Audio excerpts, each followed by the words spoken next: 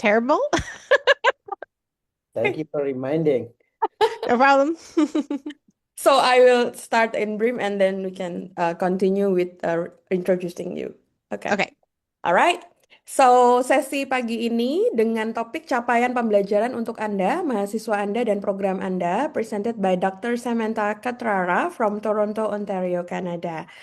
I'm going to introduce her for a bit. Saya akan memperkenalkan sedikit mengenai beliau. Lilian. Yeah. So, Dr. Samantha Catrara is a PhD in education dalam bidang pendidikan, graduated from York University in 2012. And this is about what you do, right? I can introduce myself. You don't All need right, all to. right. Okay. Yeah, yeah. Oke, baik Bapak Ibu. Jadi dalam sesi hari ini waktunya tidak banyak, hanya sampai setengah 11, sekitar 90 menit, tapi akan kita maksimalkan untuk kita bisa mempelajari mengenai materi ini. Setelah ini langsung akan saya berikan waktunya untuk Samantha dan dalam beberapa poin ketika beliau sudah menjelaskan, mungkin akan saya clarify atau saya terjemahkan sedikit dalam bahasa Indonesia supaya pemahaman kita semua bisa sama. Seperti itu. Alright, Samantha, the time is yours. Okay, great. Thank you. Yeah. So thank you very much for the invitation. Thank you so much for doing the translating and translating the slides. I realized when I got the slides that even though I had written them, I still can't read them in Indonesian. So I'll be looking down here for the English slides just so everybody knows. Yes. Ya, So jadi ya Samantha juga sambil lihat ya dalam bahasa Inggrisnya. Oke. So, the reason why I have titled this Learning Outcomes for You, Your Students, and Your Program is because I have found that when people are talking about learning outcomes, it can be so program focused and so program minded that educators who really care about their students, and in my experience, educators always care about their students, feel like their students get lost. And so this presentation will focus on all those aspects, but also ensuring that your students aren't lost in the development of learning outcomes. Oke. Ya, jadi menurut Samantha, kadang pengajar atau pendidik di Indonesia atau dimanapun ya, sangat fokus terhadap learning outcomes, capaian pembelajarannya apa gitu. Jadi mungkin agak lost, agak kehilangan di dalam programnya sebenarnya apa gitu. Jadi di dalam topik hari ini kita akan mempelajari mengenai lebih dalam mengenai capaian pembelajaran, juga learning outcome, CPL, CPMK gitu nanti ya, supaya kita tidak get lost inti dari programnya itu apa dan kita bisa guide mahasiswa kita untuk lebih tahu soal itu. Oke, Samantha. So, as Priska was saying earlier, I have a PhD from York University in Toronto, and that is in education. And my focus has always been on student focused education, critical theory, things like that, specifically related to history education. So, my first book, Transforming the Canadian History Classroom, was really about, again, student focused critical education. Oke, jadi fokusnya dalam teori krisis dan pendidikan sama seperti yang sudah ditulis di slide ini ya, student centric. Jadi berpusat pada murid, kemudian dia banyak mengenai fokusnya pada pendidikan sejarah. Jadi yang talk di sini ditulis yang UBC Press 2020, Transforming Canadian History Classroom, mengenai sejarah Kanada, transformasi sejarah Kanada di kelas. Oke? And while I was always interested in K to 12 education, what I found was that when you are, when you really know education well, and that happens when you're focused on K to 12, then those things that you're learning translates well into other spaces of education. So museums, but also higher education. And so I have found that the work that I do, even though it started with history, has been able to translate to a lot of different areas, which is why it was such a privilege to be invited to talking to all of you about physical education and teaching teachers about how to do PE, because again, there are so many central tenets that are related to student-centric education. And now I'm actually building curriculum related to health in higher education at Queen's University. Okay, that's interesting. Alright, jadi Samantha ini walaupun berangkat dari pendidikan sejarah, tapi menurut dia karena dia fokusnya ke K-12 education ya, dari TK, SMA, sampai ke higher education, sampai ke pendidikan tinggi. Jadi dengan memahami itu, walaupun berangkat dari pendidikan sejarah, tapi juga bisa ke pendidikan yang lain gitu, mau bidang apapun. Jadi dia juga sangat merasa senang pagi ini bisa sharing dengan kita semua yang dalam bidang pendidikan jasmani. Nah, saat ini juga bagaimana karena ini lebih ke kurikulum ya, kurikulum kemudian nanti mengenai capaian pembelajaran, juga bagaimana mengajar guru karena mahasiswa kita nanti akan menjadi calon-calon guru, pelatih gitu. Jadi mengajar guru untuk menyampaikan materi terkait pendidikan atau kurikulum. Juga saat ini Samantha sedang mengembangkan kurikulum kesehatan di Queen's University, di mana dia mengajar sekarang. Samantha. I should also say I'm used to presenting much faster with a lot more jokes. So this is going to take some getting used to, but I hope it'll be as entertaining for you. Iya, iya. Juga Samantha tuh suka guyon gitu ya, Bapak Ibu sebenarnya gitu. Cuman karena sesi hari ini ada butuh sedikit waktu untuk translate atau terjemah, jadi mungkin agak ya sedikit di-cut di beberapa bagian. So Oke. today, I'm going to I'm going to start by saying what is curriculum. Now, I'm sure you all know that. I'm sure that is what, those are things that you think about all the time. But I find it's useful to begin these conversations with just those definitions. Then we'll talk about learning outcomes, writing learning outcomes, program learning outcomes, and course learning outcomes, the relationship between those. You can practice if you want, and I have a couple examples I want to show you, and then I'll open up the floor for any questions. Oke, jadi untuk menu hari ini, topiknya pertama kita akan bahas mengenai apa itu kurikulum. Kemudian tadi dia bilang pasti semua dari kita sudah paham ya apa itu kurikulum. Kemudian selanjutnya capaian akan masuk ke capaian pembelajaran, learning outcomes. Kemudian menulis capaian pembelajaran, writing the learning outcomes. Kemudian capaian pembelajaran lulusan. Nah, ini bahasa Inggrisnya agak sedikit berbeda. eh, Program learning outcomes gitu. Tapi kemudian diterjemahkan dengan istilah yang biasa kita gunakan di Indonesia menjadi capaian pembelajaran lulusan. Dan kemudian juga course learning outcomes, CLO, dan capaian pembelajaran mata kuliah. Setelah itu ada praktek sedikit mungkin mengenai CPL dan CPMK, kemudian questions. Jadi di akhir nanti ada sesi juga untuk diskusi. Samantha. I feel like I should figure out where you are on the slide so I can do the same like hand gestures when Ah, you're saying it. No, I mean that's a joke, but also, okay. yeah. Yeah, I will just follow you and Okay, so what is curriculum? As maybe you also know, curriculum gets a bit of a bad rap. And the etymology, the history of the word is a course to run. And it wasn't until the Calvinist tradition, so Christian tradition, when it started meaning an ordering of education. And that was only about two centuries ago, well, like early 1800s. It wasn't really that long. The formalization of curriculum has been happening, relatively speaking, fairly quickly from when the word curriculum became used for education and now. Oke. Jadi mulai dari etimologinya, kurikulum berarti suatu lintasan lari. Kemudian ketika ada tradisi Calvinis, mulai diarahkan menjadi pengertiannya menjadi pengurutan pendidikan gitu.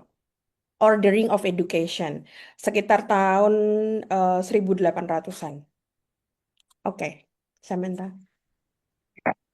So, all education has a curriculum, whether it is explicitly defined or not. And this is why people have a hard time, or this is why curriculum can sometimes get a bad rap, because curriculum has been understood generally to be this written, codified document of all the rules, and people think like it's, this big scary thing. But as I'm sure you know as well, that all curriculum, all educational experiences have a curriculum. It is the definition of the implicit or explicit definition of what is going to be covered during a specific educational unit. And it is related to what you're going to know, what you're going to do, and also what you're going to value. And that value part is as important as what gets written down. And again, that sometimes gets lost. Ya, jadi semua pengalaman pendidikan di jenjang apapun ya, di sekolahan, sekolah formal, non formal, tingkat apapun, tadi dari TK sampai sekolah menengah, kemudian di perguruan tinggi itu memiliki kurikulum. Bahkan ketika kurikulum itu tidak didefinisikan by itself dengan sendirinya gitu. Jadi dipahami mengenai banyak aturan, perencanaan, baik itu eksplisit atau implisit tentang apa yang seharusnya diketahui, dilakukan, dihargai, value oleh seseorang di akhir pengalaman pendidikannya. Jadi ini untuk memastikan supaya mahasiswa itu tidak get lost gitu ya. Jadi tidak tidak kemudian menjadi tidak paham dengan apa yang dipelajari. Samantha. Sometimes when people who are resistant to writing learning outcomes come come and complain to me, they are so focused on, oh, what if the class needs something different? Like what is happening if we just need to do different things in the class? If you have learning outcomes, you are so bound to that particular thing. And that's why I think it's important to remember those values, Ya.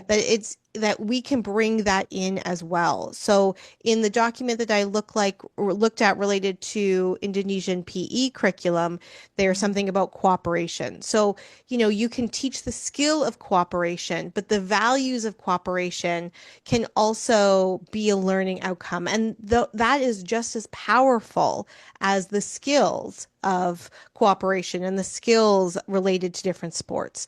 And so I don't want to leave that behind, because there's actually 8 different types of curriculum. We won't spend the whole time talking about them, but I find they're useful to get us out of thinking about written curriculum being the only thing that we're focusing on. Oke. Jadi ada 8 jenis kurikulum dan hanya salah satunya yang merupakan kurikulum tertulis. Itu tadi yang disampaikan oleh Samantha. Mungkin kita juga ya Bapak Ibu, atau mungkin di awal semester gitu, awal perkuliahan kita ada nih untuk capaian pembelajarannya apa, tertulis di dalam kurikulum. Tapi kemudian tidak apa ya, dilihat lagi untuk semester-semester berikutnya gitu. Jadi kita tidak terlalu memperhatikan mengenai kurikulum yang tertulis itu seperti apa. Nah, tadi dikatakan oleh Samantha yang harus kita ingat adalah value-nya. Jadi apa yang kita mau siswa kita hargai ya kalau di sini untuk itu ya, atau nilai apa yang kita mau siswa kita punya di dalam pembelajaran itu gitu. Jadi di pengembangan kurikulum PI di Indonesia yang mungkin Samantha kerjasama dengan Prof. Cali juga ya. Ini salah satunya mengenai cooperation atau kerjasama.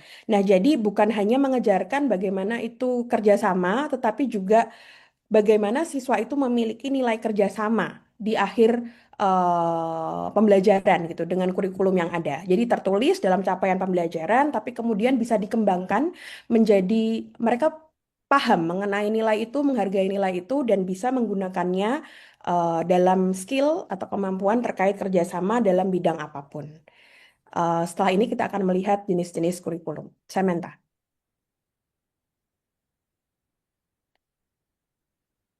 Oh, sorry. There was too many Motions. animations. I didn't notice. There we go. Oke. So our 8 types of curriculum. Ya. So I'm sorry, I realized I did not provide a citation for this, but I certainly can. I did not come up with this. But when we're thinking about curriculum, sometimes we'll usually talk about the written curriculum. Sometimes we also talk about I assume number 8 at the bottom says hidden curriculum. People will talk about that as well. But there is again important that there are 8 types of curriculum. I have found that this has been really useful for my own educational practice when I look at like the learning outcomes I've created, and then I compare it to the other types of things that I'm doing. How much in alignment are these? So the 8 types of curriculum are the written curriculum. So that's actually the written document. But then you too will do a curriculum about what you're teaching. Often they are in alignment, but sometimes there are different things related to values. Do you want to translate that before I keep going? I don't want to go too far. Alright. Ya, jadi ini adalah 8 jenis kurikulum. Seperti yang dikatakan tadi, kurikulum tertulis adalah salah satu jenis di antaranya. Ya, tapi jadi kayak yang nomor 8 tadi disampaikan, hidden curriculum, ada kurikulum tersembunyi. Jadi mungkin tidak tertulis, tetapi dia implisit begitu. Bisa diajarkan melalui nilai-nilai yang ada untuk menjadi salah satu yang dicapai di dalam kelas. Then there is the assessed curriculum. Now, this is very, very important. And I was saying to our hosts earlier before everybody got on that the alignment with learning outcomes and assessment is really important. And I have found in a Canadian context, because sometimes people are resistant to learning outcomes, that when we talk about assessment too quickly, people tune out. So I'm not talking about assessment too much here, although I know the context is different, but whatever you are assessing is also a curriculum in itself. And it is very common that is out of alignment because people will create the learning outcomes, create their lectures or the assessment, the pedagogical tools, and then they'll assess on something completely different. So assessment is a key piece on that. And honestly, if you take nothing away, really think about the alignment between what you're saying you're going to do and then what you test on. Hmm. Oke, jadi kata kuncinya adalah alignment atau ada hubungan begitu ya. Jadi antara apa yang diajarkan dan apa yang dinilai. Ini tadi yang sebelum sesi sempat diskusi juga Samantha juga dengan Prof. Charlie dan Samantha juga agree nanti akan ada part 2 begitu ya Prof untuk membahas mengenai evaluasi atau assessment ini secara khusus gitu. Karena jadi yang tidak boleh dilupakan bahwa apapun yang dinilai itu sebenarnya juga bagian dari kurikulum. Jadi untuk melihat capaian pembelajaran ketika ada penilaian yang dilakukan oleh pengajar itu adalah inti untuk kita melihat ketercapaian ya dari capaian pembelajaran apa yang diketahui tadi ya diketahui kemudian nilai apa yang dipelajari oleh mahasiswa. Jadi kata kuncinya di alignment. Jadi apa yang diajarkan, kemudian apa yang di-assess itu adalah hal yang ada keterhubungannya gitu, bukan hal yang berbeda.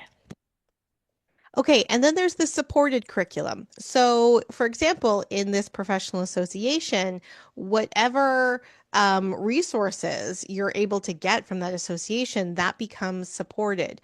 The textbooks that you use, that is part of that support. And it's not the same as recommended curriculum, but that they can often blend together. So, for example, if your principal or the leader of the school says, oh, we got a lot of these soccer balls, maybe just do more, football, I guess, then do more of like these sports, do more of these sports than these sports. Those are the types of like recommended curriculum that can also come from experts like yourselves as well. Then there's also the learned curriculum. So you can put together a really great plan, but what students are going to get could be very, very different. And so those are all the different types of things that are happening in the same type of lessons. Iya. Oke, jadi dari satu pembelajaran, satu lesson, satu mata kuliah gitu ya, ada banyak yang dipelajari oleh mahasiswa, oleh siswa kita. Nah, tadi yang dibahas mengenai kurikulum pendukung ya, nomor 4. Nah, kurikulum pendukung ini tadi dikatakan oleh Samantha bisa dari mana saja. Misalnya dari asosiasi, misalnya ada untuk seperti ini ya, kayak FKPPS gitu. Kemudian ada forum yang mengumpulkan pengajar-pengajar mengenai pendidikan jasmani. Kemudian ada beberapa mata kuliah yang disepakati untuk menjadi pembelajaran yang harus kita pelajari bersama. Kemudian juga ada buku paket. Nah, ada buku paket yang digunakan mungkin berbeda dari satu sekolah atau satu perguruan tinggi dengan perguruan tinggi yang lain. Nah, ini juga bisa mempengaruhi atau menjadi kurikulum pendukung, menjadi bagian. Bisa juga dari experts, seperti saat ini belajar dari Samantha gitu, misalnya mengenai kurikulum. Kemudian dari yang lain lagi gitu. Nah, ada banyak hal yang bisa menjadi kurikulum pendukung yang mempengaruhi pembelajaran itu sendiri. Di gambar ini ya bisa dilihat bahwa dari satu course, satu lingkaran ini yang seperti bunga, ada banyak mencakup 8 jenis kurikulum ini gitu. Jadi selain kurikulum tertulis, tadi ada juga kurikulum yang diajarkan, dievaluasi atau diakses tadi ya, kemudian kurikulum pendukung.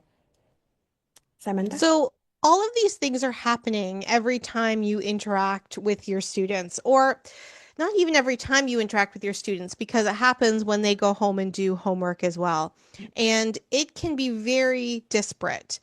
But the thing that we want to do the most is get them aligned with each other. And of course, it's not always perfect. We can't guarantee what students are going to learn, even though we're assessing them on certain things. That might just mean sometimes they're good memorizers. We never really know what students learn, but which is totally okay, by the way. Everyone is different. But the best thing is that we align them as closely as possible, because that makes a stronger educational experience for our students. And when you are teaching your teacher candidates, even though they might not have the skills and expertise to be able to do this yet, even just flagging for them these different types of curriculum can help them think about the different ways that you are approaching a lesson, a course, a whole unit. And this is central to what we're talking about when it comes to learning outcomes. Ya, jadi ini semua terjadi ya dalam setiap interaksi yang dilakukan oleh guru dengan siswa atau mahasiswa di kelas. Tidak hanya di kelas, bahkan di luar kelas. Saya dikatakan ketika dia bikin PR gitu, ketika dosennya atau gurunya memberikan tugas mandiri, tugas terstruktur gitu. Nah, itu tadi Samantha katakan kita tidak pernah benar-benar tahu ya siswa kita itu belajar apa gitu, apa yang dari kita ajarkan dia sudah pelajari, nilai-nilai apa yang sudah kita dapat gitu. Makanya ada learning outcomes atau capaian pembelajaran yang harus ditulis itu menjadi goal kita ketika kita mengajar, sehingga kita oh ya nanti dengan penilaian ini kita mau ngecek bagaimana pemahaman siswa atau seperti apa gitu. Dengan ini ya kurikulum yang diajarkan, evaluasi, kemudian dari kurikulum pendukung ada banyak aspek gitu. Tapi jadi untuk kata kuncinya seperti tadi adalah alignment. Jadi ada penyelarasan, ada hubungan begitu dari apa yang berusaha kita sampaikan, nilai-nilai apa yang kita mau mahasiswa kita punya dengan cara kita mengetahuinya seperti apa supaya itu bisa menjadi apa ya, capaian pembelajarannya jadi tercapai begitu. Samantha. So, as I said before, while people will also say like the written curriculum and hidden curriculum, I think it's important to remember that when we're not recognizing and defining these other curricular elements that are happening in the educational experience, that they all become hidden as well. They become the assumptions, the values, the standards, the expectations that we are imposing on our students without being formally explicit about what they are doing and needing. So, for example, I have like a history degree in my undergrad, right? I learned that a value of history was good writing because of the assessment models. But nobody ever explicitly said that to me. I had to learn it by recognizing that's how I was going to be assessed. Now, English is my first language. That wasn't a problem for me and writing. But for some students that had multiple languages they were coming into the classroom, they realized that was a hidden curriculum that they had to now overcome before being successful in the course. And I say successful because a good grade doesn't necessarily mean they learned everything or that they felt successful, right? Learning again is a spectrum and it's not always tied to grades. That's what I mean when I say student-centric education. So I think it's as important as possible to make these explicit so that we're getting things like expectations and values and standards out in the open for our students. Oke. Ya, jadi eh, jenis yang terakhir ya, yang kedelapan adalah kurikulum tersembunyi. Nah, dari semua kurikulum ini tadi dalam pengalaman pembelajaran satu learning experience ada 8 kurikulum ini. Nah, ada elemen tersembunyi di balik semua ini. Di sini tadi dikatakan termasuk asumsi, nilai, standar, dan ekspektasi. Nah, itu yang mungkin di dalam kurikulum atau yang stated tidak dikatakan langsung. Tadi Samantha memberikan contoh waktu pada saat tingkat S1 di perguruan tinggi dia belajar mengenai sejarah. Nah, dia belajar bahwa yang penting itu adalah writing skill ya, jadi menulis begitu. Nah, cara belajar dengan menulis itu tidak dikatakan secara eksplisit oleh gurunya, oleh dosennya waktu itu gitu. Tapi kemudian dia belajar dari pengalaman yang dilakukan di kelas, ada perlu banyak menulis gitu ya, apalagi soal sejarah ya, karena kan harus menghafalkan seperti itu. Nah, jadi dikatakan juga tadi bahwa ketika kita melakukan assessment atau penilaian kepada siswa, mungkin nilainya bagus gitu. Tapi juga sebenarnya mungkin dengan nilai bagus tidak berarti bahwa dia memahami gitu ya, bahwa apa yang kita ajarkan itu sudah Nah, betul-betul bahwa kita dipahami. sudah Nah, berakhir jadi Bapak Ibu, insya Allah besok eh, itu terakhir kegiatan kita. terus ada mengenai kurikulum tersembunyi ini, yang penting tadi adalah value-nya, apa yang mau kita ajarkan, supaya itu bisa kemudian kita terjemahkan menjadi materi pembelajaran, ada alignment ya, penyelarasan, dan kita juga mengetahui harapannya siswa kita memahami apa yang kita ajarkan, bukan hanya dengan nilai yang bagus, tetapi memegang nilai itu sampai eh, akhir. Jadi dari hasilnya itu nanti setelahnya juga bisa mereka pahami. Samantha. So I say all of this. I start with this curriculum, even though I know all of you as scholars in education know a lot of these things as already, because the movement to more explicit curriculum is make degrees more responsive to needs beyond academia. That's a conversation that happens in Canada a lot. Like, well, let's make sure we're formalizing certain skills and knowledges for student in the workplace, but also accountability and also to ensure the quality of programs. And that is again from a that's from again a quality accountability standard. And so that is often how people are introduced to learning outcomes. I don't know how you all were, but it often is this way to make it more accountable and responsive to the world beyond academia. But I'll wait for the but until after the translation. Alright.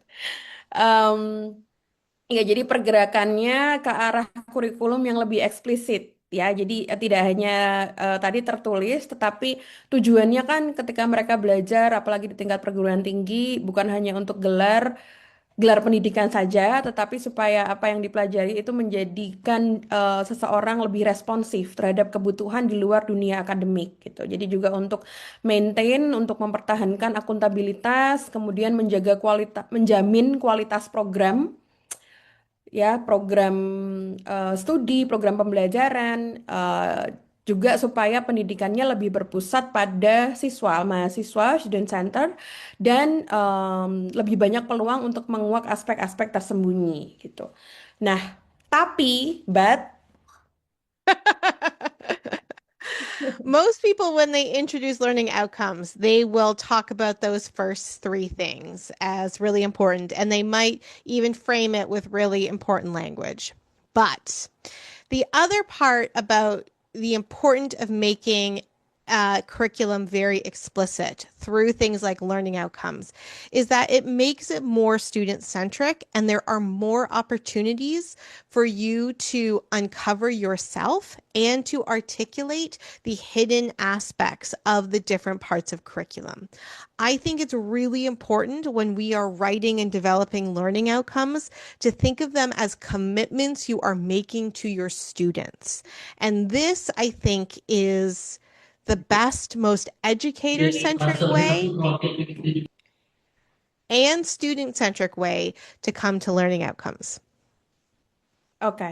Jadi mengenai capaian pembelajaran, tadi kan ada 5 hal yang di slide sebelumnya yang disampaikan mengenai akuntabilitas, kemudian ada soal em, apa tadi? Menjamin mutu dari pendidikan itu sendiri, kemudian membuat gelar pendidikan lebih responsif. Nah, itu mungkin yang disampaikan di awal kelas mengenai capaian pembelajaran. Tapi tadi yang disampaikan, yang 2 terakhir itu lebih penting atau dianggap menjadi lebih penting karena jadi kita menjanjikan kepada siswa untuk supaya pendidikan ini berpusat pada siswa. Ya, dalam satu kelas ada banyak siswa dengan berbagai macam latar belakang dan karakter yang mungkin cara belajarnya bukan mungkin ya.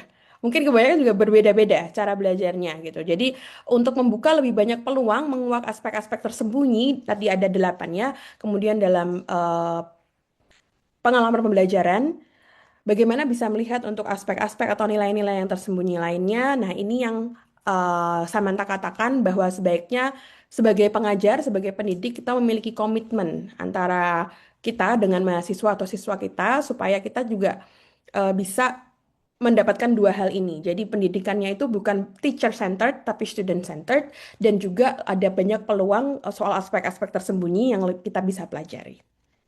Samantha. So when a student enters a course and you have defined learning outcomes for them by saying, by the end of this course, the student is going to be introduced to this, and they're going to practice that, and they are going to learn how to do this other thing.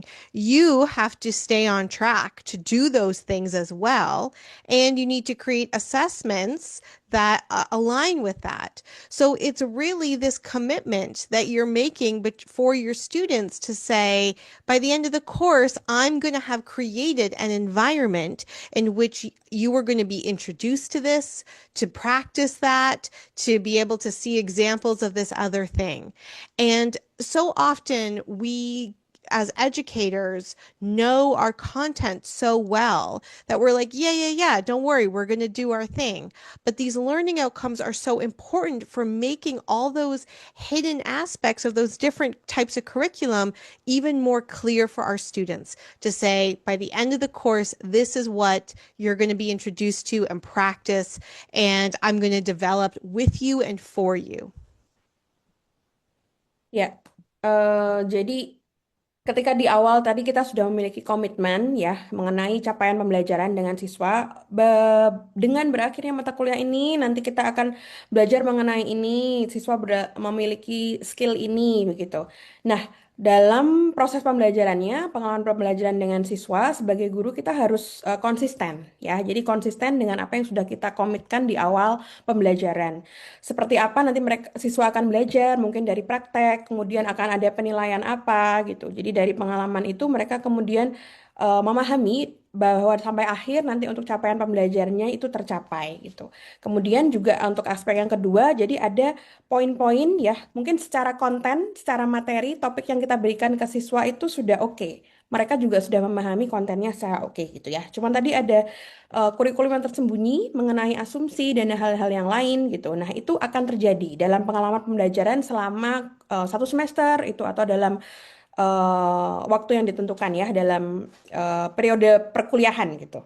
Nah, itu sebagai pengajar kita harus konsisten dengan komitmen yang kita buat di awal sehingga itu menjadi fokusnya ke siswa, kemudian untuk pengalaman pembelajaran yang dialami oleh siswa.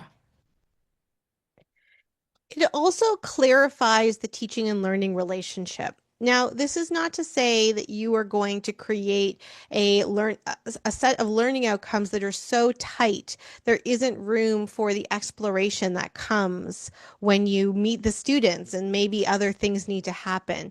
But it clarifies what the course is so that the student is coming in knowing what you're going to do and that you are going to come in knowing what you're going to do. It clarifies and identifies the goals, commitments, and requirements. In other words, what the plan is for this course. And that is really, really useful for students in knowing how to be a student in that course. And I know that was long, but I'll say one more thing. And for teacher candidates, it's important that you are modeling that for them as well, so that they are practicing that when they are in the classroom, when they're in their own classrooms. Oke. Ya, jadi kurikulum harus jelas dan eksplisit ya untuk memperjelas hubungan antara mengajar dan belajar gitu. Jadi ketika siswa masuk di kelas, mereka tahu gitu dengan penjelasan mengenai capaian pembelajaran, apa yang ingin dicapai oleh gurunya, siswa menjadi mengetahui apa yang, oh ya, jadi saya di kelas ini akan seperti ini, apa yang harus saya lakukan gitu. Supaya di akhir pembelajaran nanti saya bisa memahami kurikulum atau memahami kontennya yang seperti apa, skill apa yang kemudian bisa bertambah gitu. Jadi ini untuk memperjelas hubungan antara belajar dan mengajar. Juga khususnya karena mungkin kebanyakan dari kita mengajar mahasiswa yang akan menjadi pengajar, begitu ya. Jadi mereka juga sebagai pengajarnya, sebagai dosennya, kita juga harus membuat model atau modeling seperti apa menjadi guru yang baik gitu supaya jadi mereka bisa menirukan apa yang kita ajarkan di kelas-kelas nanti ketika mereka praktek mengajar kemudian setelah lulus nanti menjadi dengan gelar pendidikan itu tadi supaya mereka juga menjadi guru yang seperti yang kita harapkan sesuai learning outcome. Jadi kurikulum yang jelas atau eksplisit mengidentifikasi tujuan, komitmen dan persyaratan. Nah, apa yang penting sekarang adalah diskusi mengenai apa yang menjadi rencananya. Samantha. So you might say, oh, I mean, don't worry. I already do that. I'm a great educator. It's fine. Don't worry. But if I say, like, what are your I don't know if that was you saying, like, no, I'm not a good educator. I'm sure that's not what you said. No. If you're to say, if I was to ask you what your program's goals were or your course's goals, and you said, oh, to develop movement skills, promote healthy habits, foster teamwork and respect, and encourage lifelong learning, active living, you might say, like, obviously we're doing that. We don't need learning outcomes. But if this is what your plan, if this is what your goals are, the learning outcomes are helping you figure out how you are meeting these goals. In other words, to set you up in order to start thinking about the plan that you need to have to be on track with that. Because without the plan, you could be doing it great, but without the plan, maybe your students aren't quite in alignment, or maybe you take a little detour. So it's really just articulating your goals and then ensuring you have a plan to meet those goals. Yeah. Can you go back to the Oh, yeah. Well, yeah, like this one. before? Ya, oke. Jadi mungkin di awal mengenai capaian pembelajaran kita ada pertanyaan ini ya untuk masing-masing. Jadi apa sih tujuan untuk program atau mata kuliah ini gitu? Oke, let's say ada 4 hal ini: mengembangkan keterampilan gerak dasar, mempromosikan perilaku sehat, memupuk kerjasama tim dan rasa saling menghormati, mendorong hidup aktif sepanjang hayat. Next. Next slide. Yes, oke. Nah, pertanyaan selanjutnya adalah bagaimana Anda memastikan tujuan ini dapat tercapai gitu. Jadi gimana mengembangkan keterampilan gerak dasar, caranya seperti apa gitu-gitu ya. Nah, itu butuh perencanaan. And next. Ya, jadi di highlight di tengah ini ya, butuh rencana untuk memastikan Anda atau kita semua sebagai pengajar atau pendidik tetap berada di jalur yang benar. Jadi bagaimana perencanaan itu kita buat menjadi sebuah artikulasi dari capaian pembelajaran yang ingin kita capai, gitu, supaya kita tetap on track. Oke, Samantha. So, learning outcomes are the explicit end of the statement. By the end of the program or the end of the course, the students will. And it's not for a it's not for a quantitative accounting.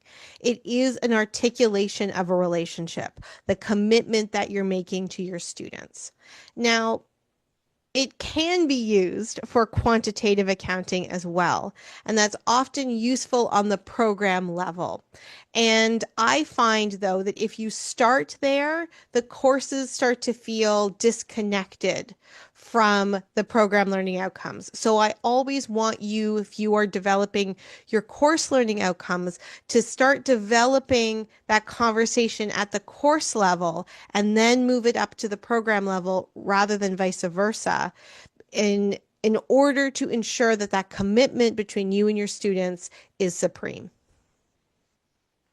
Oke, jadi untuk learning outcomes, capaian pembelajaran, ada 2 tadi ya. Jadi untuk program itu CPL, eh, kemudian untuk mata kuliah atau course kita bilangnya CPMK untuk capaian pembelajaran mata kuliah. Nah, bisa dengan statement ini, jadi di akhir program atau perkuliahan mahasiswa akan, gitu, mungkin ini sudah sering juga kita lakukan, tapi juga perlu di note bahwa ini bukan merupakan perhitungan kuantitatif, tetapi artikulasi mengenai suatu hubungan. Tadi Samantha menyarankan dari CPMK dulu mungkin bisa berangkatnya untuk kemudian naik ke level yang capaian pembelajarannya, jadi learning outcomes-nya.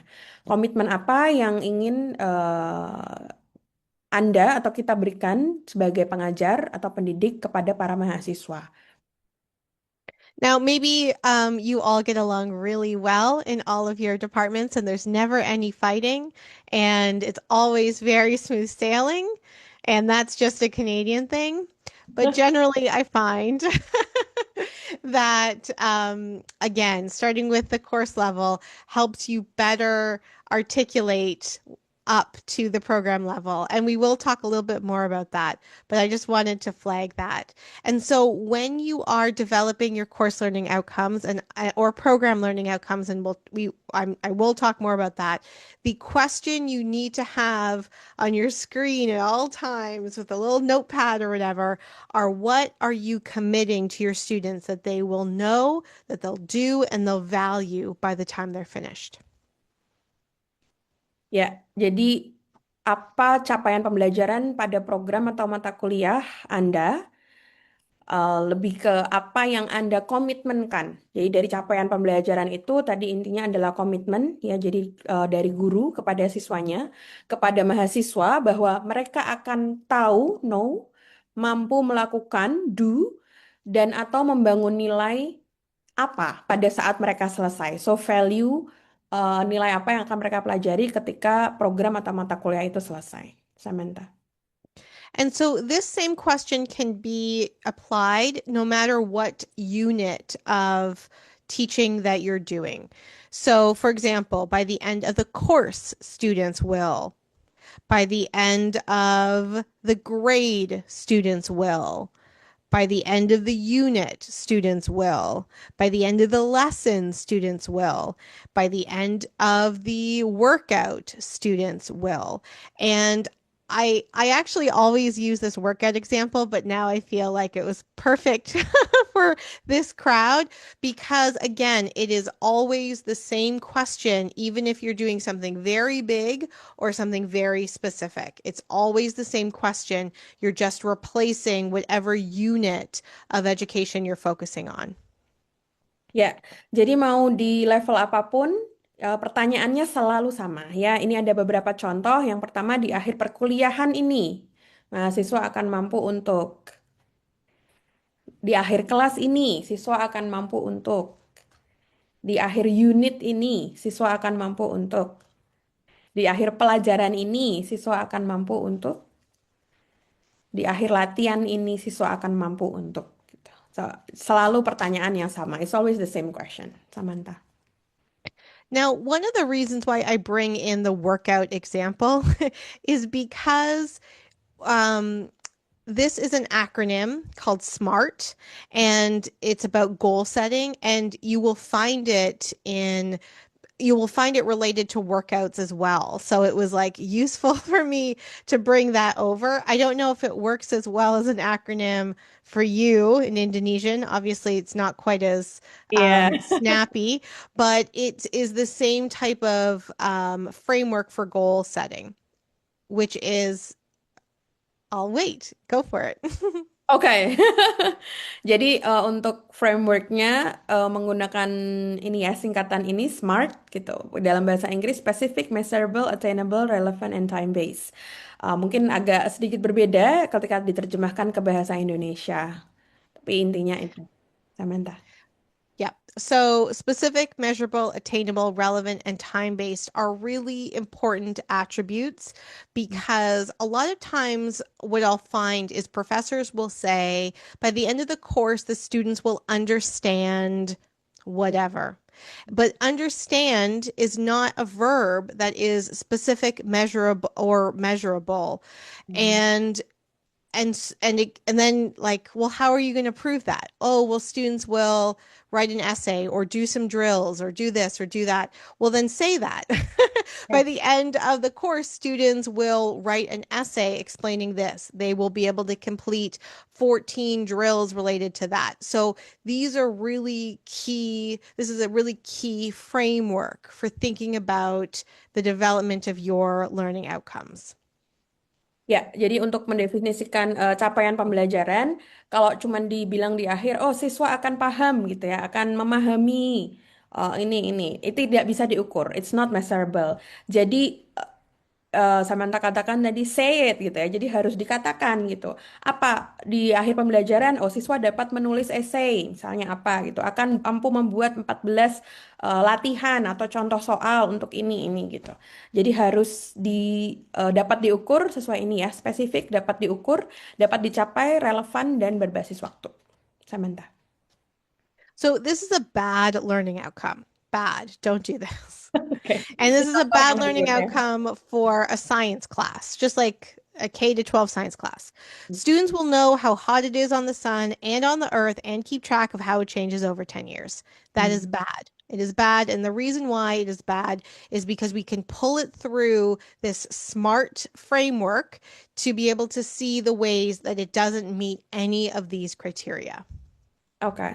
Nah, ini contoh yang buruk ya. Seperti yang bisa kita lihat di slide, siswa akan mengetahui seberapa panas di atas matahari dan di atas bumi dan memantau bagaimana perubahannya dalam 10 tahun. Nanti akan dijelaskan seperti menggunakan framework SMART ini, bagaimana kriteria itu tidak masuk di dalam contoh capaian pembelajaran yang buruk ini. Samantha. Okay, so it's not specific.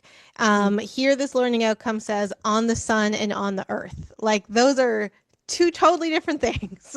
That is a different skill set. Those are totally different things, not specific at all.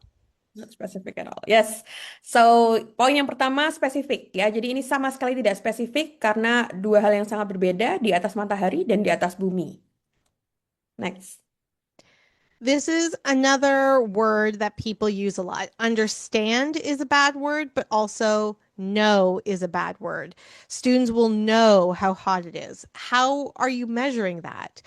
There's nothing there. So that is, you're making a statement about what your expectations are for your student, but it's not an expectation. It's not a commitment. It's not an articulation of the relationship between how you are going to be able to see how students know that. So it's not measurable when you say students know something, just like when you say students understand something. Oke, nah ini sama seperti kata pemahaman dia, siswa memahami gitu. Poin yang kedua mengenai measurable atau dapat diukur. Jadi untuk capaian pembelajaran harus bisa diukur ya. Kalau untuk mengetahui, memahami itu tidak bisa diukur. Jadi kurang jelas untuk capaian pembelajarannya, tidak bisa mengartikulasi. Karena kita juga tidak bisa mengukur seberapa mahasiswa sudah tahu gitu. Untuk mengetahui atau pemahaman tidak bisa dengan jelas diukur. Samantha. Attainable. So keep track of how it changes over 10 years. How are students ever going to do that? Like, that is a very long time period. And the idea of changes over that time period, there's nothing there. It's not attainable at all. Ya, kemudian attainable dapat dicapai di sini sangat lama ya, dalam 10 tahun gitu. Jadi ini adalah contoh yang buruk karena bagaimana siswa kita dalam kelas itu diminta untuk memantau perubahan dalam 10 tahun. Samantha. Also relevant. So why are you measuring the sun and the earth? Like, maybe that makes sense. Sure. But what really is the relevance of that? Because the temperature on the sun and the temperature on the earth are two totally different things that Yeah. are kind of irrelevant to each other. I mean, they're relevant, obviously, but what is the relevant to each other? You also have no sense of when students are going to do this. Are you going to start them in grade 5 and then come back to them at grade 10? There's no time based. So there's even though this seems like you want to do a lot and you want students to do a lot, there's really nothing here. It's full of implicit, hidden things that what you're expecting them to do. It's not a commitment to how you are going to help them get there. Oke. Ya, jadi dua poin yang terakhir R dan T. Yang R tadi mengenai relevansi. Tadi dikatakan untuk matahari ya, ini di atas matahari dan di atas bumi gitu, sama sekali nggak relevan gitu. Ya mungkin sama-sama benda part of semesta gitu ya, matahari dan bumi, tetapi tidak relevan. Kenapa dua hal ini yang digunakan untuk capaian pembelajaran? Kemudian time base juga tidak ada waktu ya, berbasis waktu. Kayak oke, ini mau diajarkan di kelas berapa? Misalnya kalau tadi K-12 dari SD sampai SMA gitu, mungkin di kelas 5, kemudian selesainya nanti kelas berapa gitu-gitu. Karena untuk memantau perubahan tadi dalam 10 tahun ya. Jadi ini adalah contoh yang buruk mengenai capaian pembelajaran karena jadi banyak hal-hal yang tersembunyi, ada banyak yang kurang jelas, hidden gitu. Jadi tidak mencerminkan, tadi kan di awal dikatakan bahwa kita akan berkomitmen ya untuk dengan siswa gitu. Ini tidak ada komitmennya, bagaimana nanti guru atau pengajar juga memastikan bahwa siswa itu mencapai capaian pembelajaran. Tracknya tuh jadi nggak jelas gitu, karena capaian pembelajarannya buruk. Samantha. So this is a good learning outcome for a lesson that actually could be very much the same. It's just that this is articulated with more explicit articulations of what is going to happen in that particular lesson, for example, or assignment. By the end of the unit, so it's time-based, students will have developed, there is our measurable, a chart with weekly average temperatures of their province and compare it across historical data. So here's that, 10-year period as well, but now we are saying it much clearer. So even though the educator may have had the same goals for the lesson with that first learning outcome and the second learning outcome, what the second learning outcome does is make sure that it is SMART, specific, measurable, attainable. What's the other one? Relevant, Don't worry, go back for you. Yeah, relevant, relevant and and time-based as time-based. well. Yeah. Oke, jadi ini contoh yang baik ya, yang di sebelah kanan, Bapak Ibu. Di akhir unit, siswa akan mengembangkan bagan dengan template rata-rata mingguan di provinsi mereka dan dibandingkan dengan data historis. Gitu. Masih mengenai hal yang sama, tapi jadi ini artikulasinya dia lebih eksplisit, lebih jelas, karena jadi bisa diukur lebih spesifik, dapat diukur, dapat dicapai, kemudian juga relevan dan berbasis waktu, time based. Samantha. Before I go, so the next part we're going to talk about is the program learning outcomes, but we're already at an hour, so I hope you're having fun. Does anyone have any questions before we continue?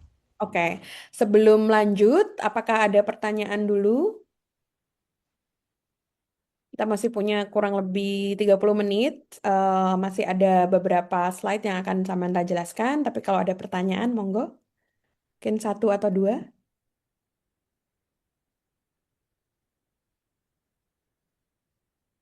Okay, I'll keep going. Oke. Oke, kita bisa lanjut. We can continue first. Oh, yang Oh, bakso sorry, itu. you had a question? Was there a Oh, question? ada Did someone pertanyaan? have a question?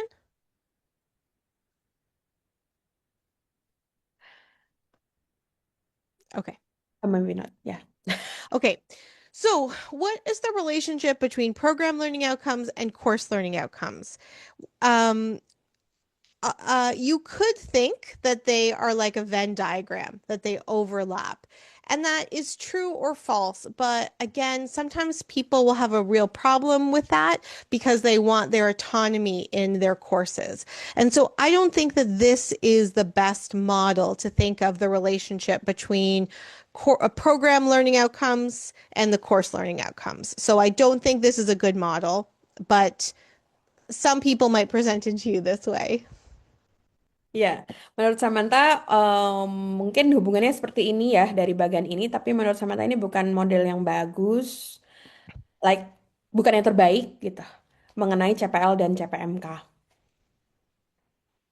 Another way to think of it is that the program learning outcomes is the consolidation of all the course learning outcomes. But I don't think that's a great way to look at it either, because sometimes it's like too many cooks in the kitchen. Is that a phrase you know? Ya. Yeah, I'm sure that works.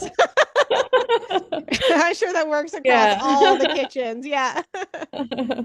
Ya, model yang lain adalah yang seperti ini, Bapak Ibu. Cuman tadi perumpamaannya, analoginya adalah terlalu banyak chef atau koki di dalam dapur gitu. Kalau modelnya seperti ini, jadi CPL itu adalah gabungan gitu ya dari CPMK yang ada. Samantha. Another way to think of the relationship is that like a series of like nesting dolls, Russian nesting dolls. The program learning outcomes are bigger. Then we have our course learning outcomes, but we also have our learning outcomes for our lessons. And then we have the assessments in the courses. And I like this model because of the ways it demonstrates how your assessments are sitting in relationship with your lessons, with your courses, and with the program learning outcomes. So they're related, but I think this is a better way to understand that relationship, that they are all together and they need to work together, they need to fit into each other, but they're also distinct things. Ya. Menurut Samantha, model seperti ini yang mungkin paling tepat ya untuk menggambarkan mengenai keterkaitannya, hubungan antara bagaimana asesmen mata kuliah itu ada di lingkaran yang paling bawah, kemudian itu adalah bagian dari capaian pembelajaran tatap muka, kemudian bagian dari CPMK, dan juga dari capaian pembelajaran lulusan CPL gitu. Jadi bagaimana mendemonstrasikan untuk pemahamannya. Jadi asesmen itu ada bagiannya sendiri-sendiri, tapi jadi asesmen itu di bagian bawah, kemudian dia merupakan bagian dari capaian pembelajaran tatap muka, CPMK, dan CPL. Samantha. So when I work with programs at the university level on defining their program learning outcomes, and then they work with their professors to do course learning outcomes and assessments, this kind of nesting doll situation starts to look a little bit more like this, which is not quite as fun as dolls, but be that as it may, in that there is still that relationship, but you can't forget the assessments as part of that relationship that connects to your learning outcomes, which needs to connect to the program learning outcomes. Ya, dari yang sebelumnya tadi, bagian yang sebelumnya, kemudian pada realitanya lebih seperti ini bagiannya. Jadi asesmen tetap di bagian bawah merupakan turunan dari CPMK dan CPMK adalah turunan dari CPL di atasnya. Samantha. So program learning outcomes define the overall structure of the program, but the course learning outcomes are the expression of the program elements in discrete ways. So even though the program learning outcomes can seem all encompassing, those course learning outcomes are the ones that are more connected to the student experience, and they're the expression of what that looks like in the classroom. And that's why thinking about your course learning outcomes kind of separate from the program learning outcomes and then having that relationship back and forth means that there's still that link to that student experience, that link to the assessment. Was that too much in one go for you? No. Okay. Just try to understand. Oke, jadi capaian pembelajaran lulusan mendefinisikan struktur programnya secara keseluruhan. Tetapi tadi CPL ya, Program Learning Outcomes. Capaian pembelajaran mata kuliah (CPMK) merupakan elemen program yang diekspresikan dengan cara yang berbeda. Dan tadi saya katakan bahwa CPMK, capaian pembelajaran mata kuliah, ini adalah yang lebih dekat gitu dengan student learning outcomes-nya gitu. Jadi dua hal ini separate, CPL dan CPMK, tetapi terkait tadi dengan asesmen yang di bagian sebelumnya ada di bawah CPMK itu yang lebih dekat gitu ya untuk bisa melihat student learning outcomes atau yang dicapai oleh siswa itu seperti apa. Samantha. So I often worked with at York University, where I used to work, I often worked with programs that had to create program learning outcomes. So they wrote them without talking to professors about what they were doing in their classes. And then professors had to write course learning outcomes. And so they would write them without looking at the program learning outcomes. There was no relationship between them. And especially at the course level, courses that are not connected to the program learning outcomes just become this like muddle of independent puzzle pieces that isn't useful for a student's experiences. Just as the learning outcomes for your course is the commitment to your students about what they're going to know, do, and value in their course, the program learning outcomes are the commitment about what they're going to know, do, and value in the program. So without having your courses connected to those learning outcomes, it's just this series of independent puzzle pieces. What we want is to have a puzzle that works, individual pieces that work, but that make up that larger picture. Oke. Ya, jadi apa yang terjadi di Universitas York, is it? Yeah, York. Ya, York, di mana Samantha ini bagaimana CPMK ya? Ya, CPMK itu kemudian menjadi independent series. Tadi di slide sebelumnya digambarkan menjadi puzzle yang bertebaran gitu ya, tidak teratur gitu. Karena kemudian CPMK-nya itu berjalan sendiri-sendiri, tidak sesuai dengan CPL yang ada yang dirumuskan oleh profesor, like let's say lebih di atasnya gitu. Jadi CPL-nya sendiri, kemudian CPMK-nya itu merupakan independent puzzle yang berdiri sendiri-sendiri gitu. Harapannya dari CPMK itu menjadi puzzle seperti yang gambar Mona Lisa ini ya yang di sebelah kanan gitu. Jadi CPMK-nya itu kemudian menjadi satu bigger picture, satu full picture yang mencerminkan seperti CPL-nya gitu.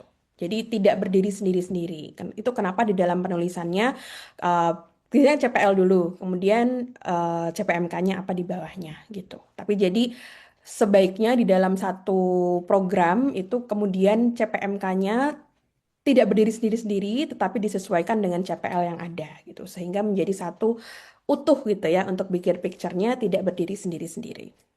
Samantha.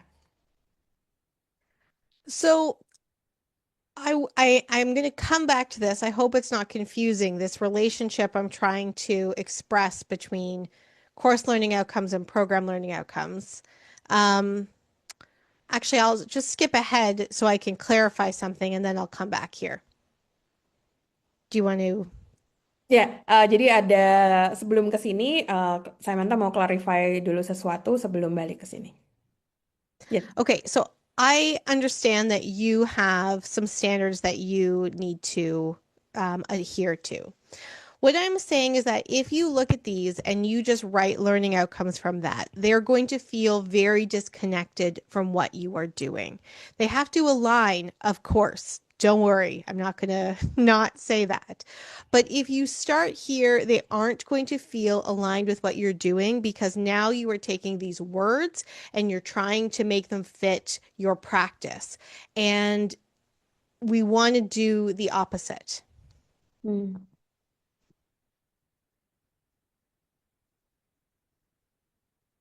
Ya, jadi ini yang Samantha pahami bahwa kita lakukan gitu ya. Nah, ini em, akan membuat mungkin kalau di awal jadi siswanya merasa agak disconnect gitu tadi dibilang dengan apa yang tujuan pembelajarannya apa gitu karena melihat apa yang kita tuliskan di sini untuk capaian pembelajaran itu kan untuk supaya kata-kata ini kemudian fit gitu ya into practice gitu. Jadi words that fit into practice untuk pelaksanaannya nanti seperti apa gitu. Nah, ini yang akan kita lihat seperti apa nanti untuk perumusannya.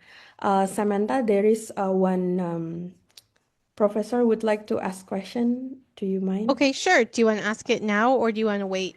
Now, No. Now, okay, great. thank you, Samantha. Sorry, I'm late to raise my hand. No, it's okay. Okay, my name is Tandio Rahayu. I come from Semarang State University. Hi, welcome. Thank you. Yes, yeah. Okay, I just want to know further your opinion. What should the curriculum be developed? How detailed the curriculum be developed? So it can remain flexible and adaptable. That may occur something change during the learning process. In my That's opinion, a great question. yeah. That's a great question. I said that's a great question. Yeah. Thank you. Could I answer that as I go through the other slides? And then if I Okay. don't answer it Okay. clearly, we can come Sure. back to that? Sure. Thank you Okay, very great. much. Thank Okay, you, great. Samantha. That's a really great question. Thank you for bringing that to the table now. Okay. And like I said, I will answer that in context. Ya. Nanti pertanyaannya Pak Fadil akan dijawab dengan konteks ini setelah. Siap. Okay. So with this page here, with all due respect to this, and please do not get scared, I'm going to say when you're starting to write your learning outcomes, ignore this. With all due respect, we will come back to this. Oke. Nanti akan kembali ke sini lagi. What I want you to start with in writing your learning outcomes is to go back to these questions. What are your goals for the course? What do you want students to know by the end of the course? What do you want them to do by the end of the course? What do you want them to value by the end of the course? What I want you to do is I want you just to create a brainstorm. Don't worry about the number right now. Don't worry about the other standards. Don't worry about anything. Just make a big list of your goals, what you want them to know, to value, to do. That is going to get all of those hidden things out right away. Oke, jadi dalam menulis CPMK, Samantha ingin kita semua kembali kepada 4 pertanyaan ini. Can you go to the slide before. Yes. Jadi apa tujuan atau goals mata kuliahnya? Apa yang Anda ingin mahasiswa ketahui pada akhir mata kuliah? No. Apa yang Anda ingin mahasiswa lakukan pada akhir mata kuliah ini? Do. And then value. Jadi nilai atau sikap apa yang harus dihargai mahasiswa pada akhir mata kuliah. Tapi jadi diawali dengan next brainstorm. Jadi dilupakan dulu mengenai angka-angka, kuantitatif, mungkin penilaian atau yang lain gitu ya. Eh, kita mulai dengan brainstorm dulu. Jadi memikirkan apa daftar ya, bikin daftar yang besar, a big list mengenai kira-kira mata kuliah ini tujuannya apa. Kemudian apa yang kita mau siswa ketahui, kita mau siswa lakukan by the end of the course dalam perkuliahan di akhir mata kuliah. Kemudian nilai apa yang kita mau siswa kita hargai atau pelajari di akhir mata kuliah. Yes. And then take all of this brainstorming and start forming them into statements that are SMART. Kemudian dari list tadi, dan setelah kita brainstorm, kemudian dimulai untuk membuat CPMK-nya, pernyataan menggunakan kriteria SMART tadi. Samantha. So that you have a list of, by the end of the course, students will be able to do 1, 2, or 3, A, B, and C. Jadi kemudian ini hasilnya, daftarnya di akhir perkuliahan, mahasiswa akan bisa melakukan hal A, B, dan C. And you're going to find when you take your brainstorming and you start writing them into statements that some of them are going to feel very specific. Some of them you're going to be like, oh, that's something that I want, but we don't really need to do that in the course. Like if you're teaching a particular sport skill, but you also want students to know how important like eating healthy food is, maybe that's a value, but you're like, oh, that doesn't have to be a learning outcome. Like we will come up with that. So when you take your brainstorming and you start writing these sentences or these statements, you're going to start to see what are things that feel too specific, what are things that might not be really that important, and you're going to come up with a list. And I'm going to tell you the number in a second.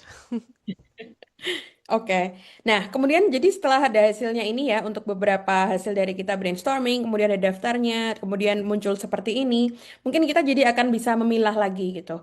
Oh, ternyata ini aku tadi aku mau jadi capaian pembelajaran, tapi kok ternyata nggak terlalu penting untuk ditulis gitu. Ada beberapa yang bisa menjadi kurikulum tersembunyi itu tadi. Mungkin kita maunya belajar sport skill tertentu untuk kemampuan olahraga tertentu gitu ya. Tapi kemudian kita juga mau siswa kita belajar mengenai pola makan sehat gitu. Nah, apakah semuanya perlu ditulis dalam CPMK? Mungkin kita merasa ada yang terlalu spesifik atau yang kurang spesifik atau tidak perlu dituliskan dalam CPMK. Nah, dari hasil brainstorming itu dan sampai di sini kita bisa mengetahui dan kita bisa memilah lagi gitu. Mana yang memang perlu kita tulis sebagai CPMK atau yang nanti value ini atau nilai yang kita mau siswa pelajari nanti bisa dalam prosesnya pembelajaran mereka akan belajar atau sambil kita ajarkan ke siswa mengenai skill-skill tertentu. Samantha. I feel like at this point for course learning outcomes, it's really great to have about 3 to 5 course learning outcomes. So 3 to 5. But sorry, there's someone with an aggressive motorcycle outside. I don't know if you can hear that. No, we cannot hear. Oh, okay, good. I can. So I think 3 to 5, but at this point, you might actually have a longer list. You might have 8 to 10 because you're still playing around with them, and that's okay. Here is where you now need to check them against some other things. So our goal is about 3 to 5, but after this brainstorming process, you might have 8, you might have 10, you might have 12. That's okay. Okay. Ya, jadi Samantha katakan untuk idealnya sebenarnya 3-5 CPMK cukup gitu ya. Tapi mungkin dalam hasil brainstorming tadi ketika kita membuat list atau daftarnya muncul 8-10, mungkin 12 gitu, nggak apa-apa. Tapi jadi di situ kita bisa lihat lagi, bisa kembali melihat untuk goalnya dari mata kuliah ini apa ya yang mungkin terlalu spesifik, tidak perlu disebutkan gitu. Tujuan kita 3-5 CPMK saja, Samantha. This is where you now want to take your brainstormed list and you want to compare them now with the program learning outcomes, with the standards you need to achieve. This is where you can now take that thinking and now make that even more relevant because in my experience, of course, it's going to make sense with that larger list, but now you're working with something that's more aligned with your practice. And now when you take your thinking and you apply them here, you might find that you've missed a couple things, or you might find, oh, actually, I can bring those things together. And so this is now where you can take your list of 8 and 10 and to see if you can customize it a little bit more, refine it a little bit more. This might also be where you'll see, oh, I had these couple points, but it's not actually super relevant according to our larger framework. So I don't need to have them in as learning outcomes. I can just have them as maybe an activity that we do. So with your brainstorming, now you're thinking of it in relationship to this larger framework. Oke, jadi dari hasil yang brainstorming tadi ada beberapa CPMK mungkin yang 8 sampai 10 di dalam goalnya kita tadi tujuannya untuk 3 sampai 5 CPMK kita bisa melihat kemudian dari standar yang ada dari CPL ya CPL yang mungkin sudah ditetapkan gitu ya ada contohnya mungkin dalam kurikulum nasional seperti itu. Jadi kemudian kita bisa melihat relevansinya apakah dari apa yang kita brainstormkan sudah mencakup apa yang terdapat di dalam CPL yang lebih luas, yang lebih standar gitu. Jadi dilihat relevansinya, kemudian kita sesuaikan lagi dengan apa yang sudah kita brainstormkan dan kita ingin siswa kita capai. Samantha. In Ontario, we have something called degree level expectations, and all degrees that students get have to meet these degree level expectations, and they're defined not by the government, but by an agency separate from the government. And sometimes professors are like, no, I don't want the government dictating to me. And they get very angry. And so when we go through this process, they're like, oh, of course we do critical thinking. Of course we do quantitative reasoning. Of course we do this. Of course we do that. So it's a way to, again, align your practice with the expectations. Okay. Is it like quality agency? Yes. Yeah. Okay. Yeah. Yeah. Because here we also have. Yeah. And you have to go like this when you're translating that problem. Ya, jadi Samantha bilang bahwa di Ontario itu ada degree level expectation, jadi ekspektasi untuk setiap degree ya atau jenjang yang dicapai oleh siswa gitu. Dan itu tidak ditentukan oleh pemerintah, tetapi oleh lembaga agensi mutu ya terkait kualitas gitu. Nah, itu yang jadi kemudian disampaikan, jadi disampaikan kemudian ke universitas dan universitas menjadi yang loh gitu. Jadi karena ada standar yang lebih tinggi ya yang sudah ditentukan kayak tadi degree level expectation-nya, sementara apa yang ingin dicapai oleh universitas atau mungkin dalam yang lebih kecil ya lingkupnya mungkin fakultas atau program studi gitu menjadi berbeda. Kemudian juga jadi mereka loh, gimana nih, bagaimana menyelaraskan gitu. Tadi align antara apa yang mau kita lakukan di kelas mengenai praktisnya dengan standar yang ada, dengan CPL yang ada. Samantha. And so this is again where you narrow down your learning outcomes. But the other part where you have to start narrowing down your learning outcomes is when you look at your assessments. So maybe after this process, you still have 6, which I think might be too much for a course. Look at your assessments. Look at what you're actually asking students to do midway through the point of their course to show their learning. Maybe at this point you need to change your assessments if you have certain learning outcomes. Maybe at this point you need to change the learning outcomes because you realize, oh, this is actually important with the assessments. But this is where you need to start, this is how you then start thinking about that how to operate the learning outcome. Like it can't just live in space. It has to be attached to an assessment or an activity in a class. That's completely fine. It doesn't need to be assessed. It can be an activity as well. But you need to then think about will this actually happen in the class? And it can be difficult. Like I teach this, and when I was teaching my own class and I needed to have the learning outcomes and like align it up with assessments, I had to go back and forth between the assessments and the learning outcomes to really ensure they were in alignment. And so this is why you shouldn't have too many learning outcomes for a course because of the assessments. Again, I would shoot for about 3 to 5. Ya. Oke, jadi kembali ke tujuannya tadi untuk 3 sampai 5 CPMK saja. Kemudian kita kaitkan tadi dengan CPL ya atau standar yang ada, misalnya di kurikulum nasional, kemudian juga mungkin ada dari kurikulum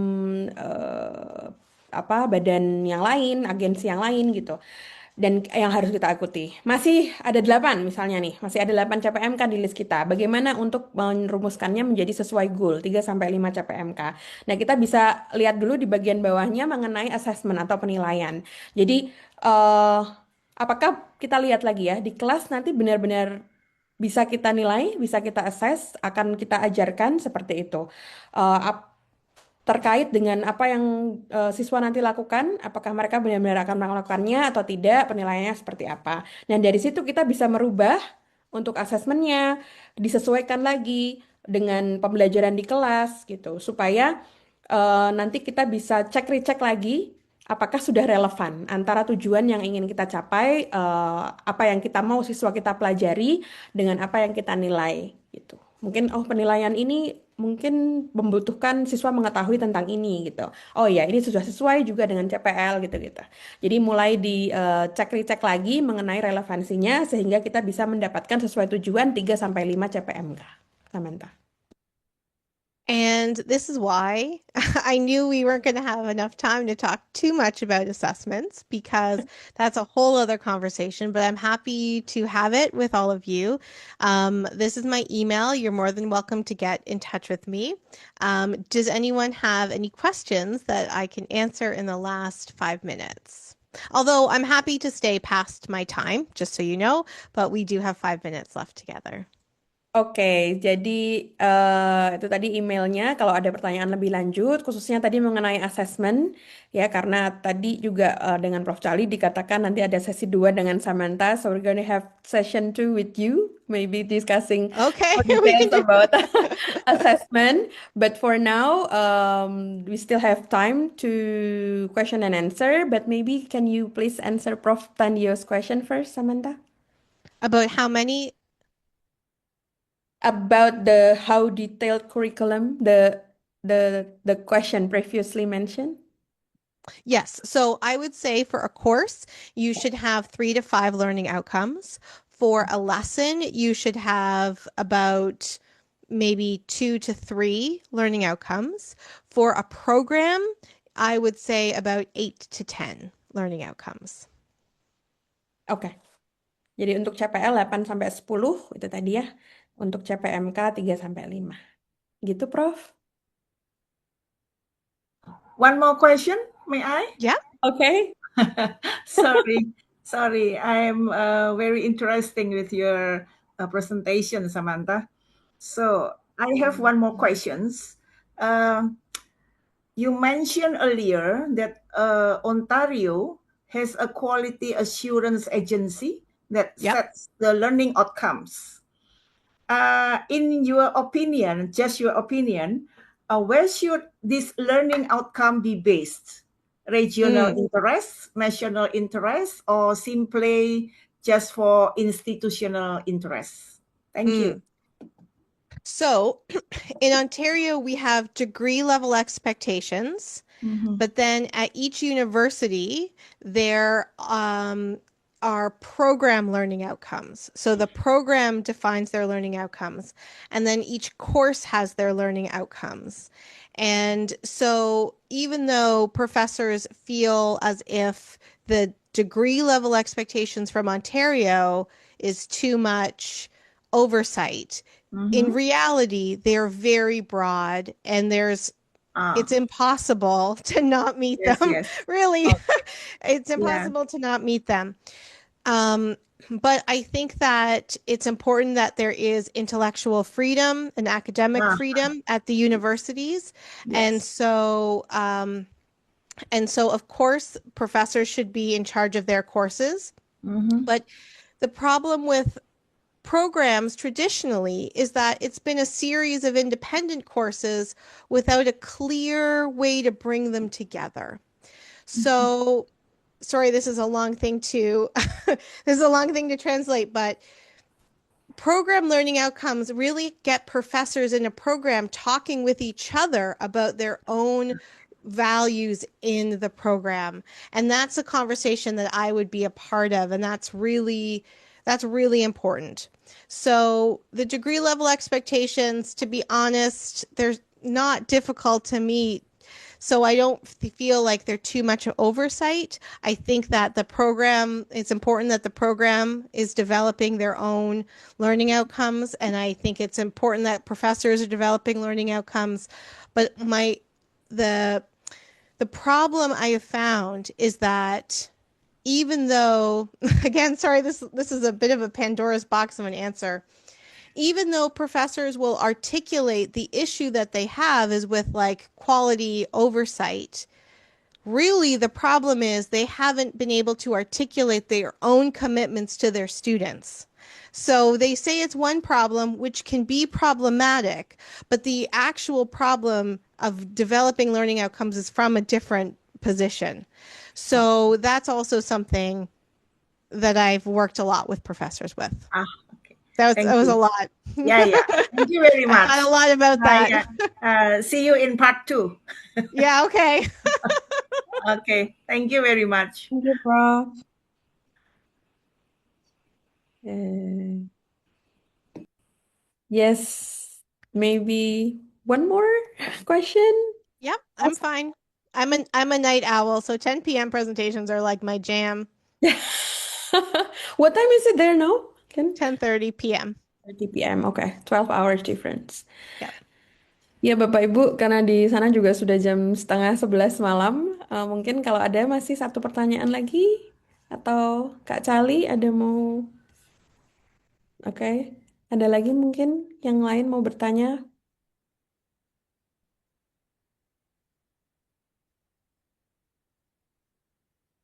No one else has questions. We're waiting for part 2. Waiting for part 2. Yep, the assessments. Yeah, I already subscribed to your channel also on YouTube. Oh, Yeah. that's great. I But haven't been updating lately. I've been doing other non-academic content. So yeah, but I've been meaning to start doing some new things. Yep. Yes. Yeah, I haven't been able to watch all the videos, but it's interesting. Yeah. Oh, good. Okay. Well, if there are no other questions, again, you're welcome to email me. It was really great to think about these things for you. I hope you found it was useful. Obviously, I don't know your context well enough to be able to really, speak to some of the nuances, but hopefully it was broad enough that really helps you start thinking about it. And my recommendation, well, I'll leave you with 2 recommendations, but I'll wait. You can translate first. Oke. Ya, jadi Samantha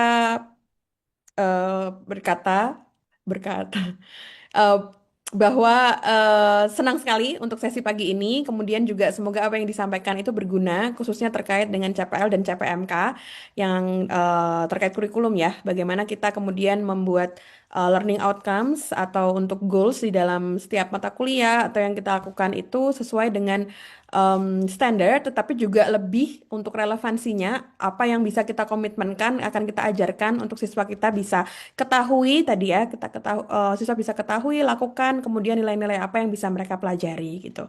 Nah, ini masih awal, kemudian nanti ke depan akan ada sesi lagi harapannya dengan Samantha terkait dengan assessment. Nah, ini ada 2 rekomendasi yang akan diberikan oleh Samantha. Yes, please.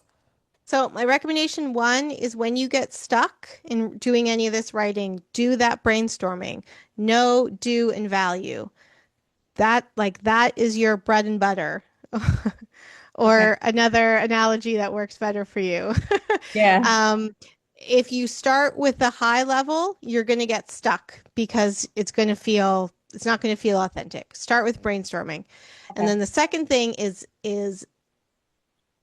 in the brainstorming, go back to those assessments. Make sure you take a look about whether or not what you are going to assess, what you're going to teach, is in alignment with the commitment you're making to your students. And those are the two pieces that are the most important part. Oke, jadi ada dua rekomendasi. Yang pertama adalah ketika kita merasa stuck ya di dalam menulis CPMK gitu-gitu, lakukan brainstorming sama seperti tadi ya. Bagaimana kita memikirkan apa yang siswa kita mau ketahui, kemudian lakukan dan nilai apa yang kita mau mereka pelajari. Kalau kita mulai dari high level, dari level yang tinggi, mungkin kita akan ngerasa too much ya, akan terlalu sulit gitu untuk melakukan. Tapi ketika kita dari sesuatu yang kecil, dari yang kita mau lakukan, dari brainstorm itu, kita bisa nggak get stuck gitu dalam menulis CPMK. Kemudian yang kedua, juga brainstorm lagi. Dalam brainstorm itu kita juga harus melihat apa yang akan kita nilai, apa yang kita akan evaluasi, assessment, dan apa yang kita ajarkan kepada siswa gitu. Karena itu akan kemudian relevansinya dengan komitmen kita di awal. Untuk capaian pembelajaran, goals-nya apa sih yang mau dicapai gitu. Jadi bagaimana dari komitmen yang kita punya ke siswa, kita konsisten melakukannya, dari apa yang kita akan nilai ke mereka, apa yang kita ajarkan, itu sesuai dengan learning outcomes tadi yang kita mau mereka capai. All right. Well, thank you very much. Thank you for the invitation and have a wonderful weekend. Happy weekend, everyone. Terima kasih sudah join di sesi pagi ini.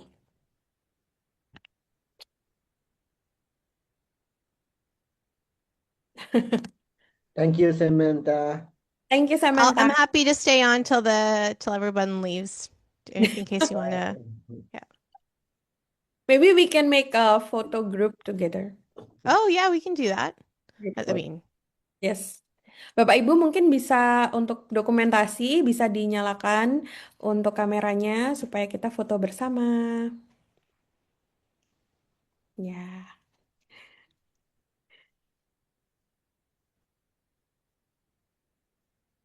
Oke. Oh, there's someone still want to join the. Oke, I will take the photo. Ada beberapa layar, Bapak Ibu. Ini layar pertama dulu ya. Baik, bisa lihat ke kamera. 1, 2, 3. 1, 2, 3. Oke, sekarang halaman kedua.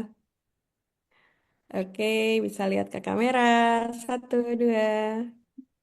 Oke, that's there are all. people driving. Oh my gosh. Yeah.